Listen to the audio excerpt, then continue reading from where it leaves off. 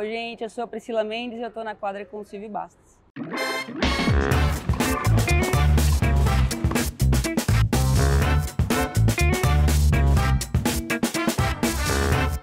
Bom, hoje, convidado especial aqui, Priscila Mendes. Durante o Rio Open eu fiz um approach contando e falando um pouquinho das curiosidades dos bastidores e falamos da sala dos encordoamentos. E ela contou um pouquinho do como é que funciona lá e gerou tanta pergunta, tanta curiosidade que eu resolvi contar a história dela. Priscila, bem-vinda. Prazer. Obrigado, prazer estar aqui com você.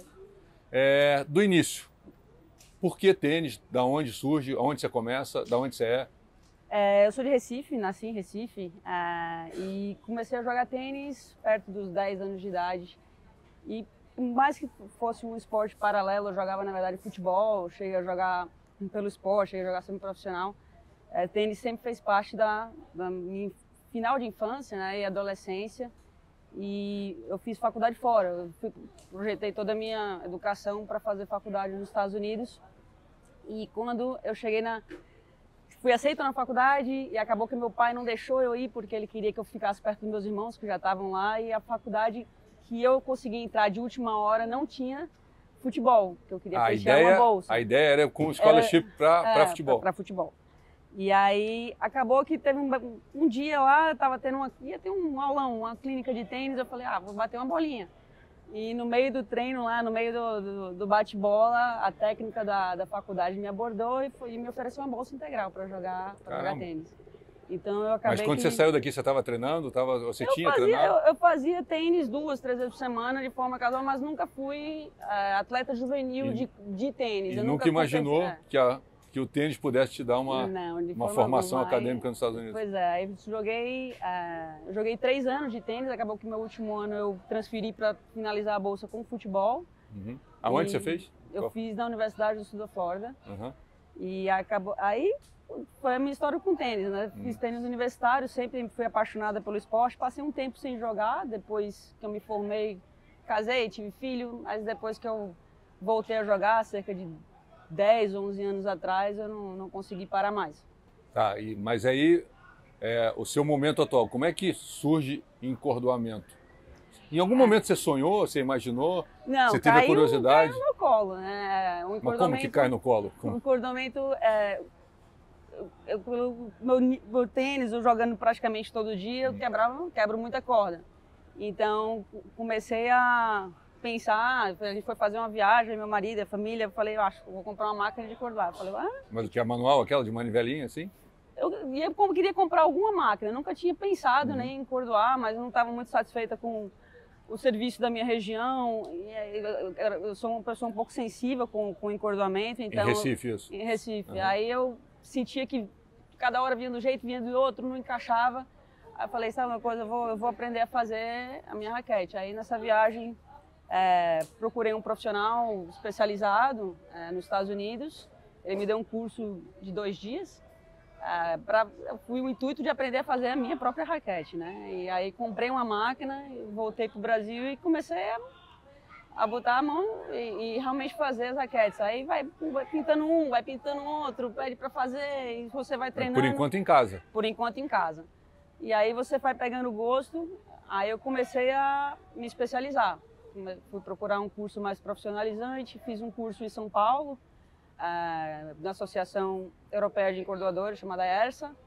Fiz um curso, peguei a certificação dessa, aí essa associação ela tem vários congressos anuais, com os melhores profissionais, aí eu fui indo para congressos, fazendo outras certificações, outras capacitações. Mas aí você continuava em casa ainda ou já estava em algum Aí ambiente? Começou a surgir a ideia, depois que eu fiz o primeiro congresso, também já tinha feito o curso em São Paulo, surgiu a ideia de abrir uma loja especializada para tenistas em Recife. E existia em Recife? Só tinha uma pequena dentro do clube, mas não no que eu queria fazer, na verdade. Então eu queria realmente trazer por ter vindo dos Estados Unidos, tudo lá é um pouco diferente com relação à acessibilidade de produtos, de serviço, eu queria trazer isso para os tenistas de Recife, né? Que é um mundo tenístico pequeno, por mais que seja uma cidade grande, o tênis lá é muito pequeno.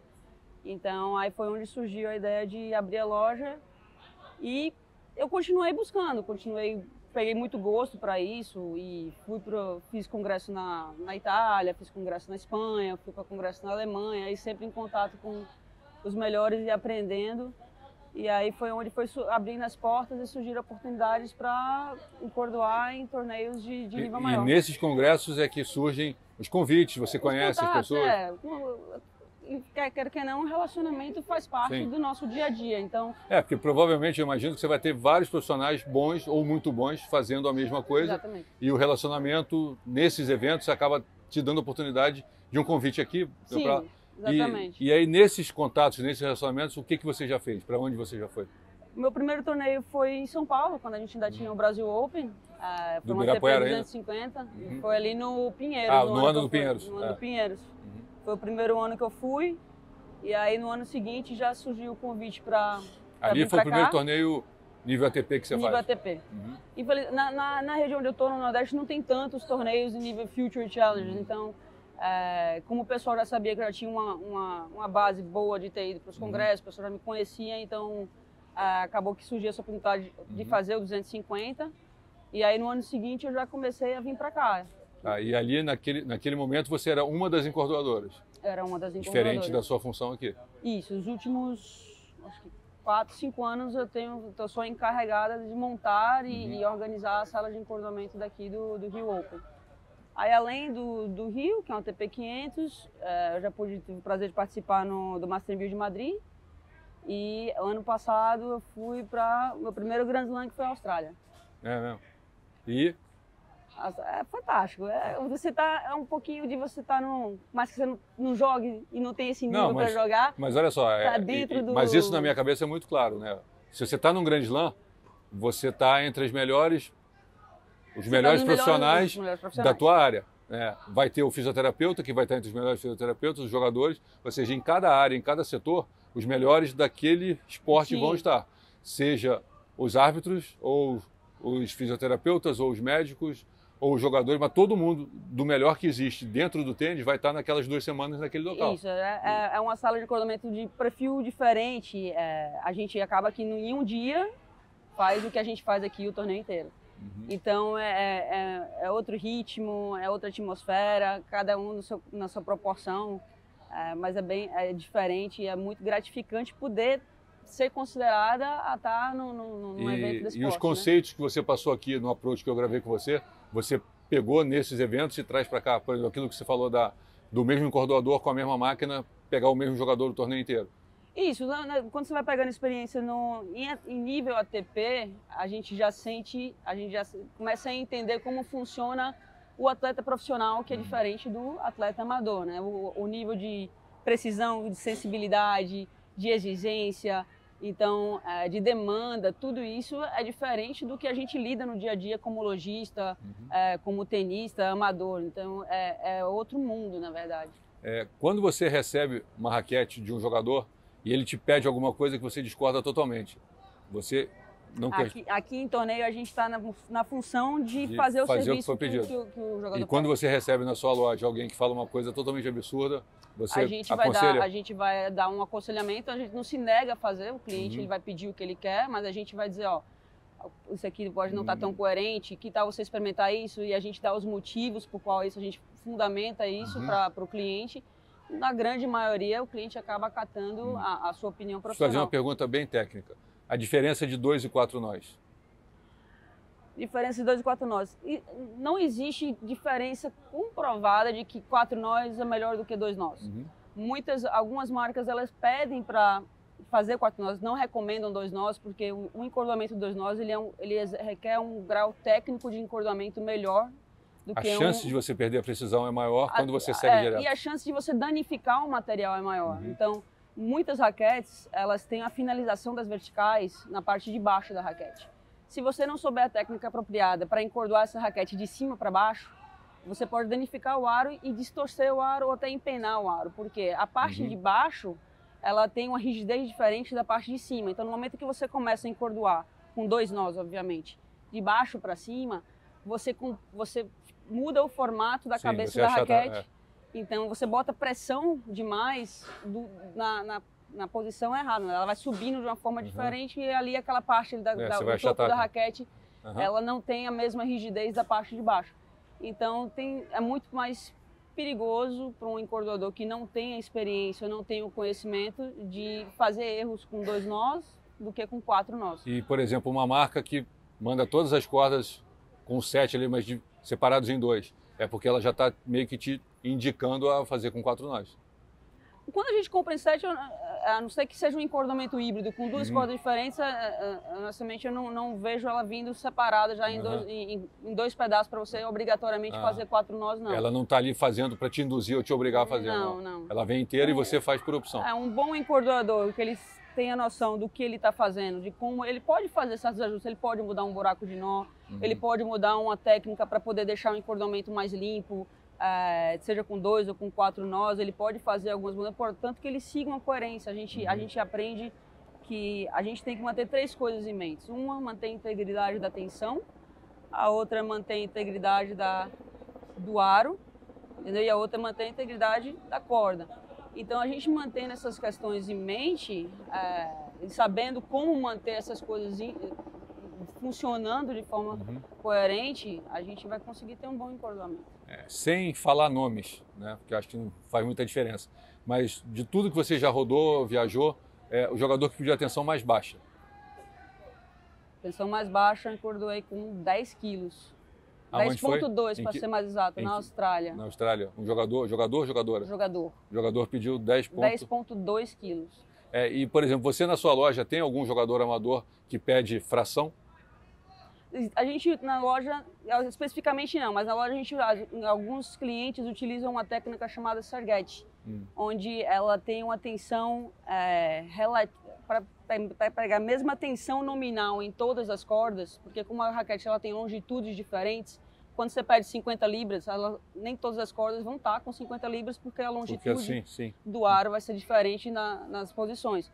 Então, o Sergete, ele é uma técnica que existe um cálculo que é feito por quem inventou a técnica, e aí eles mudam essa tensão para que cada corda tenha a mesma tensão nominal. Então, digamos que você comece a primeira do meio com 50, a do lado já vai ter menos 48,7, a outra vai ter 40. Então, de acordo com o tamanho do aro, a corda... Mas o cara que bolou isso é um gênio. Eles não tenho certeza da nacionalidade, são europeus, mas eles são muito, muito competentes, muito bons. Porque criar isso aí, provavelmente deve ter sido um problema e ele arrumou uma solução. Isso. Com o Sergete, você aumenta o sweet spot da raquete. Quando você tem a mesma tensão nominal, não vai ter tanta rigidez pelas extremidades. Então, o sweet spot pode aumentar em até 70%. Você falou que a menor mais baixa tensão é 10,2 e a mais alta. Mais alta que eu fiz foi 32 Ou que você estivesse na sala. Na sala, a gente chegou a pegar 40 quilos, que é praticamente o máximo que a máquina faz. Cara... Dá medo. Dá medo. Bom, eu não tenho braço para isso. Enfim, eu hoje estou lá embaixo. É engraçado, você vai ficando velho, né? Quando eu jogava, eu estava num... E aí você vai descendo. Eu vou fazer 60 anos, então você vai descendo. Agora, eu sou de um tempo que você não tem noção, né, que existia. Que a raquete era encordoada no banco da arquibancada, né, do lado de fora. A raquete era encordoada enfiada embaixo da perna, e a raquete de madeira, e com um toquinho de cabo de vassoura. E você ia enrolando, e aí a pergunta era, você quer apertada ou você quer frouxa? E você, eu quero mais dura. Beleza. Aí ele ia tipo 6, 7. E aí você fala, a próxima você vai, aí em vez de ser 6, 7, ele ia 4, 5. E era assim. Isso você nunca viu, né? Eu já vi vídeo. Eu já vi em vídeo. Não, o vídeo que eu tô falando, eu já cheguei, primeiro brasileiro que eu joguei em 75 em Porto Alegre, a gente também não tinha. Hoje o juvenil tem 3, 4, 5 raquetes. Eu viajava com 2. E geralmente eram 2 diferentes, porque você não tinha dinheiro para comprar mesmo. Não era muito fácil você trazer raquete dos Estados Unidos. Então geralmente era uma raquete, eu tinha uma Jack Kramer, autografo, e geralmente era uma Davis Cup da Procopio, que era a segunda, e tentava torcer para que não arrebentasse a corda no jogo. E o encordoamento, você não tinha sala de encordoamento. Era geralmente o professor do clube, que tinha 2 toquinhos de madeira, e o rolo de corda, que era nylon. Eu não tinha dinheiro para ter tripa. E ele vinha aqui, enfiava a perna aqui e ia rodando. Eu já vi vídeos. Eu tive a felicidade de começar a encordoar numa era já mais moderna. Você começa no manual ou não? Você começa Minha primeira máquina foi uma máquina manual de catraca, né? Que eles chamam de mola, né? Sim. Foi a primeira máquina, uma máquina de mola. Depois eu já parti para máquina eletrônica. Aí fica mais fácil, né? Fica bem mais Não, fácil e mais preciso, né? Isso que eu ia falar. A confiança da máquina eletrônica, você consegue inclusive ir ali na fração, né? Você consegue chegar na fração, que as outras máquinas você ia só lá diferente. Alguma, sei lá, curiosidade, alguma coisa para a gente fechar aqui? Eu acho a tua história incrível, sinceramente, eu acho a tua história incrível desde o início até o final, né? Você imagina se você tivesse, sei lá, arrumado a bolsa no futebol.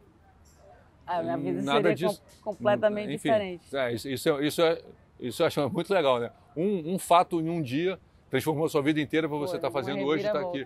Mas uma curiosidade, alguma coisa de alguma dessas salas, de algum desses anos, de algum desses torneios, que você não precisa falar o nome, mas algo, sei lá, que você acha que vale a pena para a gente fechar. Outro dia postei no meu Instagram, o pessoal ficou surpreso, perguntaram qual foi o horário mais tarde, ou então quantas horas eu passei na sala de encordoamento em um dia. Na Austrália tive um dia que a gente chegava muito cedo, tinha muitas raquetes para encordoar do dia anterior, e alguns jogadores pedem para fazer a raquete no dia. No dia, sim. Para a corda estar mais fresca, né? Alguns pedem para encordoar na noite anterior, é muito da sensibilidade do atleta, outros já pedem no dia seguinte. Então eu tinha bastante raquete para fazer nesse dia, então eu cheguei um pouco antes das 6 da manhã na sala de encordoamento e eu estava encordoando para o Manarino, que jogou contra a Nadal na Austrália no ano de 2022, né? E o encordoador, ele tem que ficar enquanto o jogador está em quadra, porque se o jogador for pedir alguma raquete de emergência, um on-court, a gente tem que estar lá para fazer. E você, como fez, você tem que estar pronta. Como eu estava com esse jogador, a minha função era ficar ali até o término do jogo. E por isso que vocês brincam aqui, que eu ganhei dele, ele ganhou de mim, porque você tem um jogador. Tem uma competitividade interna ali de quem faz mais raquetes, quem pega qual jogador. Então, esse jogo, nesse dia, ele foi até quase 3 da manhã. Então eu acabei que eu cheguei um pouco antes das 6 e fiquei até 3 da manhã do dia seguinte direto quase 24. na sala. Foi 20, 21 horas direto na sala de encordoamento. O meu, em transmissão, comentando, foi 11h50, sentado falando. Em um grande lance, você foi indo. E teve um Brasil Open também, que a gente começou meio-dia e acabou meia-noite e 5, né? O jogo começou meio-dia, mas a gente tem aquele abre o jogo, então foi 11h55. Então eu dei bom dia, dei boa tarde, dei boa noite e fui embora dando bom dia. Foram 12 horas e 5. Cara, Priscila, parabéns, cara. Parabéns pela tua história, parabéns pelas suas conquistas. Depois daqui do Rio Open, tem algum torneio já? Esse ano, não. As salas de encordoamento da marca, elas vão mudando, então normalmente o torneio que eu faria seria Madrid, mas mudou a marca patrocinadora, ainda não tem algumas coisas fechadas, mas a gente está sempre buscando, sempre procurando novas experiências e quem sabe. Cara, a gente acabou de conhecer um pouquinho da história da Priscila Mendes, das curiosidades. Acho que o mais legal é desde o início até o final, e muita gente, na verdade todos vocês que jogam tênis, encordoam raquete, né? Não tem como fugir desse tipo de profissional. Você tem que estar convivendo. Você pode ir lá a cada 2 dias, a cada semana, a cada mês, mas você não tem como fugir de um encordoador. Então acho muito legal contar a história dela e as curiosidades que ela contou aqui pra gente. Parabéns. Obrigada, parabéns de verdade. Valeu, pessoal. Continue acompanhando, curtindo, compartilhando o canal. Tchau, tchau.